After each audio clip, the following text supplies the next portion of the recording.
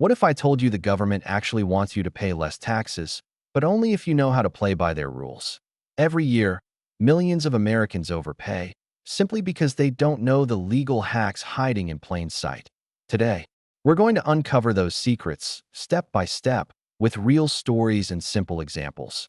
But there's one sneaky trick most people never even think of, and I'll save that for last. Stick around, because it could save you thousands of dollars this year alone. Number 1. Adjust your W for the right way. Here's something most people get wrong before they even file their taxes. Their W-4 form at work, if you're getting a huge tax refund every year, it means you've been giving the government an interest-free loan. Instead, adjust your W-4 to better match your actual tax liability. For example, if you're single with no dependents but always get back a refund of $3,000, consider changing your allowances to take home more each paycheck. That way, you can invest or save that money instead of waiting all year to get it back.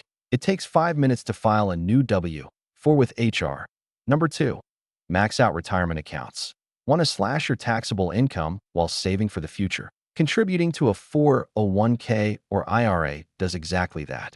For 2025, you can contribute up to $23,000 to a 401k if you're under 50, and up to $7,500 to an IRA. Every dollar you put in reduces your taxable income. For example, if you earn $60,000 and put $6,000 into an IRA, the IRS taxes you as if you earned only $54,000. That alone can push you into a lower tax bracket.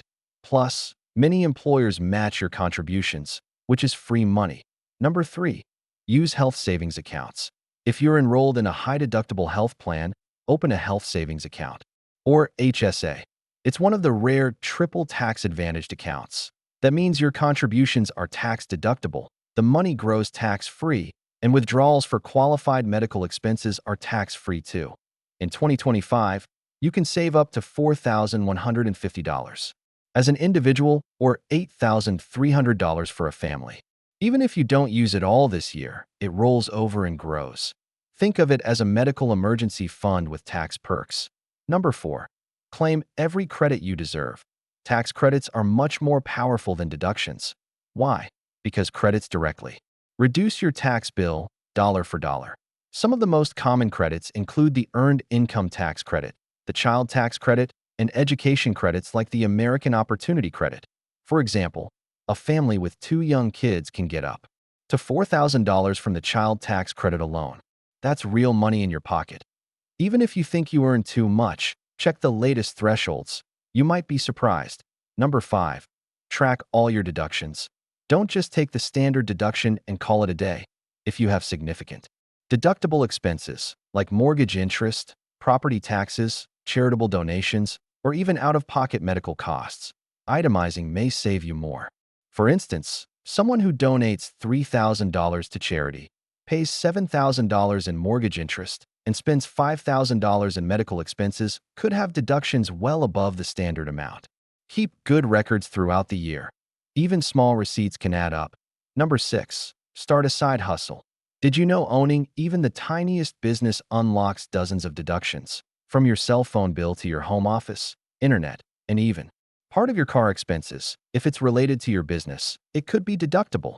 Say you drive for rideshare part-time. You can deduct mileage, car washes, and a portion of your insurance and repairs. One client of mine saved over $2,500 in taxes just from her weekend baking business. Even hobbies that earn income can sometimes qualify if you treat them like a business. Number 7. Harvest your investment losses. Here's a clever strategy many wealthy investors use. If you've made some money in the stock market this year but also have some losing stocks, you can sell the losers to offset your gains. This is called tax loss harvesting. For example, if you made $5,000 selling Apple stock but lost $3,000 on another stock, you only pay taxes on $2,000 of gains. If your losses exceed your gains, you can even deduct up to $3,000 from your ordinary income. Number 8.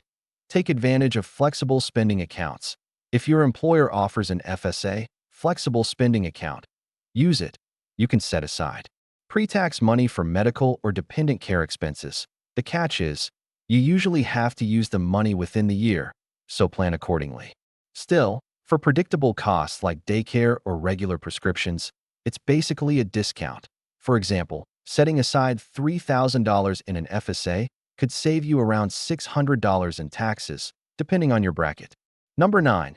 Time your income and expenses. If you have control over when you earn income or pay expenses, you can shift them to the year where it benefits you most. This is called income deferral and expense acceleration. Say you're self-employed and expecting to owe more taxes this year. You could delay invoicing a client until January and prepay some business expenses in December to lower this year's tax bill. This is a favorite trick among freelancers and consultants. Number 10. Own your home.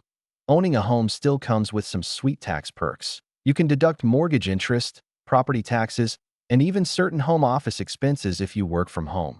For example, if your mortgage interest alone is $8,000 and property taxes are $4,000, that's $12,000 of deductions.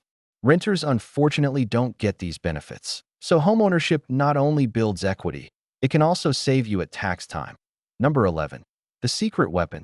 Hire a professional. Here's the truth. Even with all these tips, most people still miss out on savings because taxes are complicated. That's why hiring a good tax preparer or CPA often pays for itself. They know the latest changes, hidden credits, and loopholes. For example, one couple I worked with paid $300 for professional help and saved over $2,000 compared to filing themselves. Think of it as an investment, not just another expense. And if you're self-employed or have multiple income streams, it's almost a must. Number 12. Donate smartly. Charitable giving can do more than just help a good cause. It can help you. 2. Donations to qualified nonprofits are tax deductible if you itemize. But here's a smarter move. Donate appreciated stock instead of cash. For example, if you bought stock for $1,000 that's now worth $3,000, donating it lets you deduct the full $3,000 and avoid paying capital gains tax on the profit. Even donating household items to places like Goodwill can count. Just be sure to keep a receipt and take pictures of what you donated. Number 13. Go green and get credits. Want to save the planet and your wallet? Energy-efficient upgrades to your home can earn you tax credits. Things like installing solar panels, energy-efficient windows, or a heat pump can qualify. For example, the federal solar tax credit lets you claim 30% of the cost of solar installation, which could mean thousands of dollars off your taxes. So, investing in green technology pays back in more ways than one. Number 14. Use education credits. Education expenses aren't just for kids. If you or a dependent are paying for college or even some trade schools, you could qualify for the American Opportunity Credit or the Lifetime Learning Credit. The American Opportunity Credit gives you up to $2,500 per student per year, and the Lifetime Learning Credit is up to $2,000. Even if you're taking a class yourself to improve job skills, you might be eligible, so never assume you're too old to benefit from education tax perks. Number 15. Take advantage of tax-free gifts. Here's a fun one. You can give up to $18,000 per person per year without paying gift tax. That's per recipient.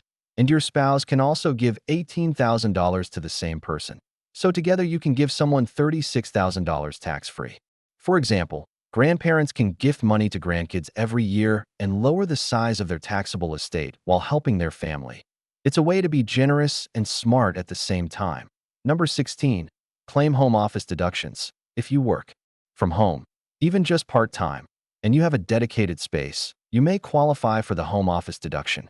It's based on the square footage of your workspace. There's even a simplified option now, $5 per square foot, up to 300 square feet. For example, if your home office is 200 square feet, you could deduct $1,000. Just remember, it has to be a space used only for work. Your dining table doesn't count if you also eat dinner there. Number 17. Deduct job search expenses. Looking for a job? Some of those costs may be deductible if you're looking in the same field you already work in. This could include things like resume services, career coaching, travel for interviews, and even printing costs. Even though fewer people know about this, it's still a valuable tip. One client saved nearly $500 in taxes one year just by tracking her job hunt expenses. And finally, taxes don't have to feel like an unbeatable game when you know the rules. You can win. You don't have to cheat or fear an audit to keep more of what you earn. You just have to be smarter than the average taxpayer. So tell me, which of these strategies will you try first? And do you already have your own clever tax hacks to share? Let me know in the comments. I'd love to hear how you're outsmarting the tax man.